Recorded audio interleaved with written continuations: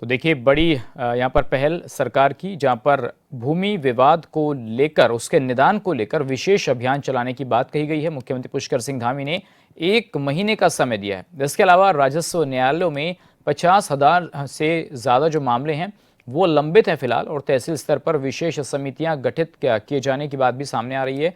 इसके अलावा विशेष समितियों की साप्ताहिक समीक्षा मुख्य सचिव करेंगे, ये भी घोषणा की गई है। विशेष समितियों में पुलिस चकबंदी अधिकारी होंगे शामिल, तो ये जानकारी भी आ रही है कि पुलिस भी इसमें शामिल होंगे और चकबंदी के जो अधिकारी हैं उनको भी शामिल किया जाएगा। 1 महीने में लंबित मामलों को शून्य स्तर पर लाने का लक्ष्य रखा गया है। संवेदनशील और जटिल मामलों पर अधिकारी नजर रखेंगे। भूमि विवाद से कानून व्यवस्था और सामाजिक सौहार्द पर भी असर पड़ रहा है। तो ये बहुत कहना जल्दबाजी होगी कि ऐसा कानून व्यवस्था जो है क्या वो सुचारू रूप से ठीक चलेगी, सामाजिक सौहार्द इतनी जल्दी इस कार्यक्रम से ठीक हो जाएगा, और इतना ही पारदर्शी और निष्पक्षता से क्या विवादों का निस्तारण हो पाएगा। तो अभियान से कितनी राहत मिलेगी, ये एक बड़ा सवाल है, और प्रशासन के प्रति क्या वाकई में लोगों का भरोसा बढ़ेगा। तो ये अहम चीज़ें हैं जो हमने ग्राफिक्स के जरिए आपको समझाई कि भूमि विवादों पर सीएम की सख्ती के बाद क्या कुछ नियम बन रहे हैं। तो परिवार में भूमि विवाद को लेकर तमाम चीजें हैं।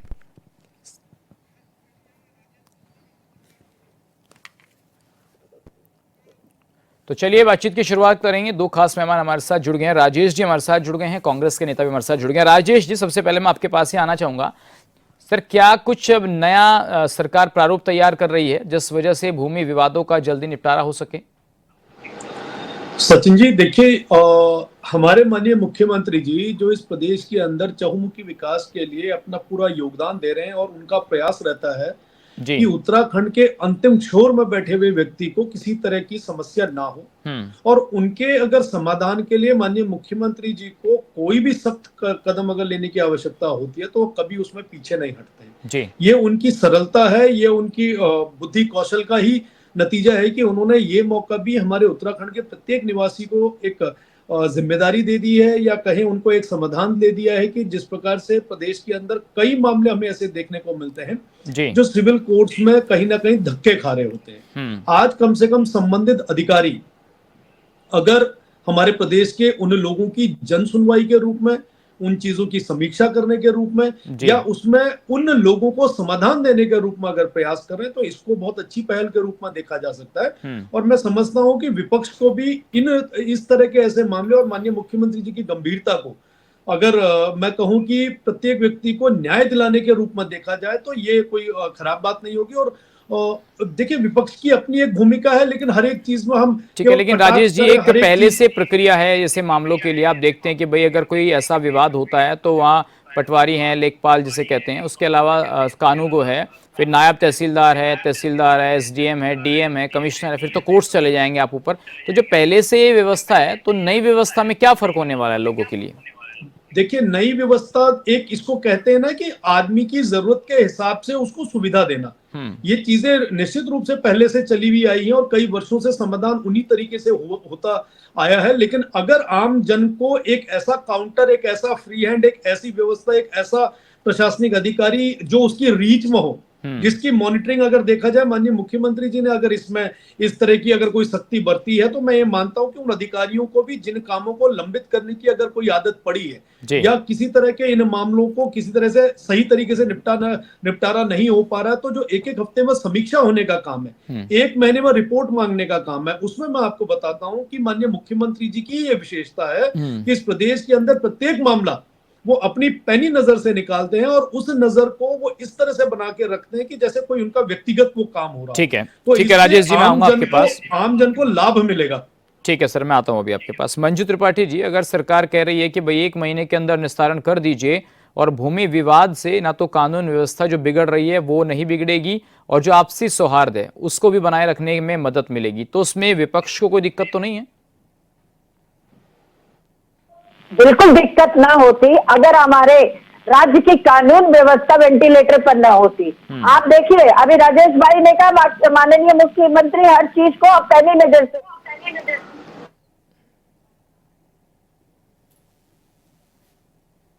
राष्ट्रपति के मौजूद होते हुए करोड़ों की चोरी हो जाती है, वो भी राजपुर रोड पे। और आप कह रहे हैं कि कानून व्यवस्था, अरे भाई अभी हमारे नेता प्रतिपक्ष ने बिल्कुल सही कहा, कि कानून व्यवस्था के लिए राजस्व विभाग है, tehsildar, patwari, SDM, DM, high court, supreme court, जिस चीज के लिए सारी व्यवस्थाएं न्यायालय की प्रक्रिया है, तो जिस चीज की सारी व्यवस्थाएं पहले से ही है, उसमें पुलिस को अपनी नाक घुसेड़ने की जरूरत नहीं है। पुलिस अपना ही काम कर ले, वही बड़ी बात है। और इससे जो है पुलिस जमीनी मामलों को छोड़ दे और काम को जो है उनका जो कानून व्यवस्था है, ध्वस्त कानून व्यवस्था जिसको कह रहे हैं, आए दिन लोगों को न्याय नहीं मिलता है, महिला सुरक्षा के मामले में पुलिस फेल है। तो अगर इनकी पुलिस होती तो आज अंकिता बेटी, अगर इनकी व्यवस्था सही होती तो आज अंकिता बिटिया को न्याय मिल गया होता। लेकिन तो न्यायिक व्यवस्था पर या तो लगता है मुझे इनको न्यायिक व्यवस्था पर विश्वास नहीं है। वो जी मंजू जी, एक बात बताइए, जिसमें मुख्य सचिव तक को इन्वॉल्व किया गया है, भूमि विवाद में कानून व्यवस्था ना बिगड़े, सामाजिक सौहार्द ना बिगड़े। मंजू जी, अगर सरकार ये पहल कर रही है, आपने कहा कि पहले से व्यवस्था है, आपके नेता प्रतिपक्ष को भी हमने सुना, तो क्या ये माना जाए कि यदि पुरानी व्यवस्था है तो उसी के बहाने ही चला जाएगा, कोई नई व्यवस्था आप नहीं बनाएंगे फिर इस तरीके की चीजों के लिए? इसमें भी आप सवाल उठा रहे हैं। व्यवस्था बनाने का हम स्वागत करते हैं, मुख्यमंत्री के उसका स्वागत करते, अगर पुलिस अपना काम सही ढंग से इनके राज्य में कर रही होती, कानून व्यवस्था ध्वस्त ना होती, तो हम पुलिस का इंटरफेरेंस बिल्कुल टॉलरेट करते। लेकिन जिन चीजों के लिए व्यवस्था पहले से है उसको छेड़ने की जरूरत नहीं है। इससे भू माफिया बिल्कुल बढ़ेंगे। ठीक है मंजू जी, ठीक है, मैं आऊंगा आपके पास। राजेश जी, देखिए बहुत बड़ा सवाल ये है कि जब भी गांव में या परिवार में कोई भी झगड़ा होगा तो सबसे पहले फोन जाएगा 112 नंबर, 100 नंबर, पुलिस को बुलाया जाएगा थाने में, पुलिस पहुंचेगी और सबसे पहली बात तो ये है कि जब पुलिस पहुंचती है तो कुछ चीजें तो ऑन स्पॉट डील हो जाती हैं, कुछ थाने में बैठकर डील हो जाती हैं। तो पहले प्रथम दृष्टया तो देखा जा रहा है कि पुलिस ही उसमें इंटरवीन कर रही है और वहीं पैसे का लेन देन हो रहा है, तो भ्रष्टाचार तो पुलिस फैला रही है।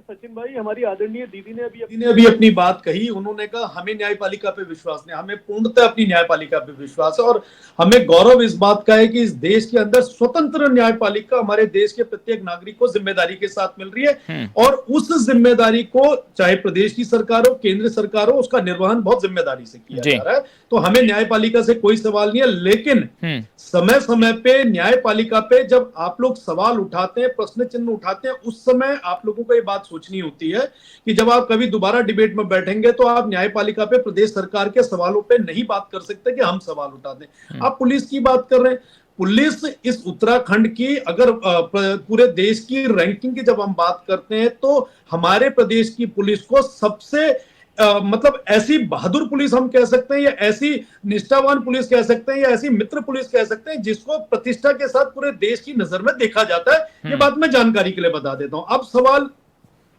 जनता, जिस जनता को इस फैसले से, माननीय मुख्यमंत्री जी के फैसले से लाभ होना है, उसमें जनता को कोई परहेज नहीं है, जनता को कोई परेशानी नहीं। परेशानी हमारे कांग्रेस के साथियों को इसलिए होनी वाजिब है कि कहीं ना कहीं भूमाफियाओं के साथ राज्य बनने की स्थापना से इनकी संलिप्तता है और इनको पता है कि अगर पुलिस का हस्तक्षेप रहेगा। राजेश जी, आप पुलिस की इतनी तारीफ कर रहे हैं, ठीक है, हम मानते हैं आप पुलिस की तारीफ कर रहे हैं, लेकिन अब एक किसान ने खुद को गोली मार ली और आरोप पुलिस पर लगाया, कितने लाख रुपए लेकर के जो है, और उन्होंने इस तरीके से मुझे प्रताड़ित करने का काम किया। पहले तो पुलिस के पास ही गए, वहां न्याय नहीं मिला और कोई उम्मीद नहीं थी, तभी उन्होंने आत्महत्या कर ली।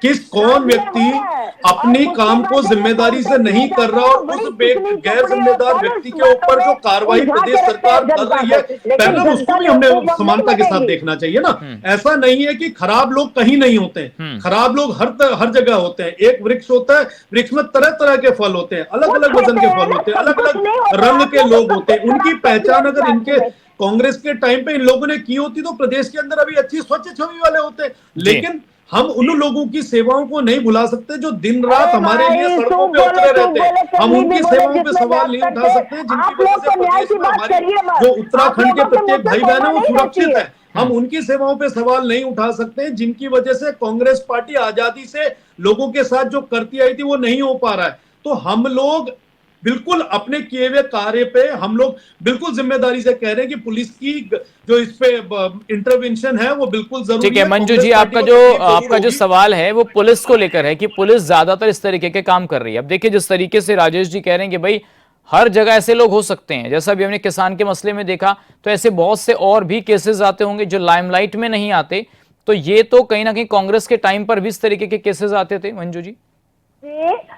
न्याय की बात, मैं पुलिस का जहां तक सवाल है, पुलिस को इस सरकार ने ये प्रेजेंट मौजूदा सरकार ने इसका इंटरफेरेंस बहुत ज्यादा है, पुलिस को अपना काम करने नहीं देती। और जहां तक भाई कह रहे न्यायपालिका, हमें पूर्ण विश्वास है, लेकिन जब से आप लोग आ रहे हैं फूट डालो राज करो और इस तरह की व्यवस्था, आप लोगों के मुंह से न्याय की बात शोभा नहीं देती है। कोई कुकर्म ऐसा नहीं है जो इस देवभूमि को कलंकित करने के लिए छोड़ा गया हो। सोना पीतल में परिवर्तित हो जाता, भगवान के मंदिर को इन लोगों ने नहीं छोड़ा।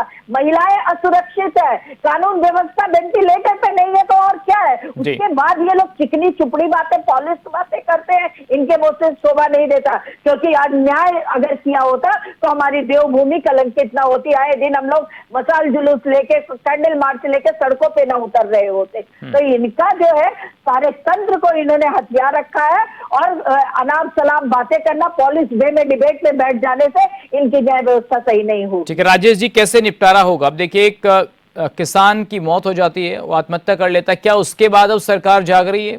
तो इस तरीके के जो फैसले लिए जा रहे हैं, क्या इन मसलों में संवेदनशील होकर के अब सरकार को लग रहा है नहीं ऐसे मसले और ना आए, चुनाव भी आ रहा है?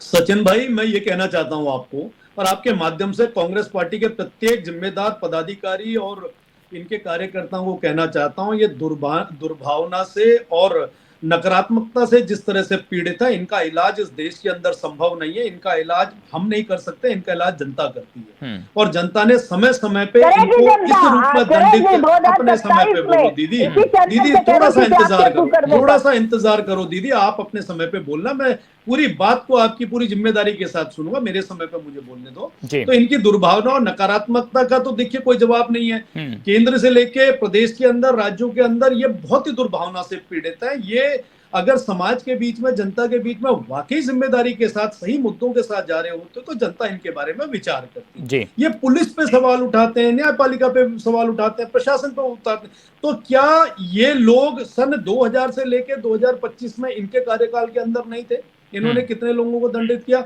आज जीरो टॉलरेंस की सरकार है, जिसकी वजह से अधिक भ्रष्टाचारी जेल के अंदर, और इनके समय पे ट्रांसफर पोस्टिंग हो गई, मनचाही कहीं पे नौकरी हो गई, किसी को प्रमोशन देना हो, कांग्रेस शासनकाल में इस प्रदेश ने देखा है, उसके नतीजे आज भी भुगत रहे हैं। और आज ये सवाल उस पुलिस पे उठा रहे हैं जिस पुलिस की सुरक्षा इनके विधायक अपने साथ गनर के रूप में गाड़ी में ले लेके घूम रहे हैं।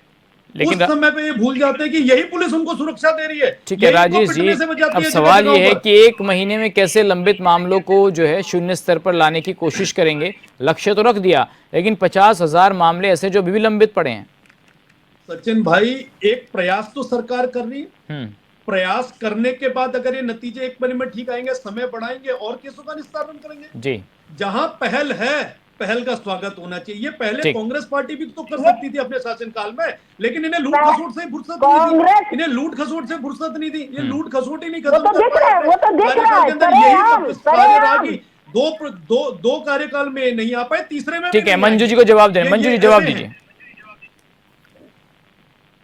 देखिए, जिस तरह की बात ये लोग कर रहे हैं वो इनके मुंह से शोभा नहीं देती है। किस तरह का कार्यकाल और किस तरह की व्यवस्था की, कहीं किसान आत्महत्या कर रहा है तो कहीं कुछ, सारी कानून व्यवस्था। अभी मैंने कहा कि सोना पीतल में परिवर्तित हो जा रहा है, और ये बात कर रहे हैं कि हमारे कार्यकाल में इस तरह का काम नहीं हुआ, हमारे कार्यकाल में, कांग्रेस के कार्यकाल में इस तरह से।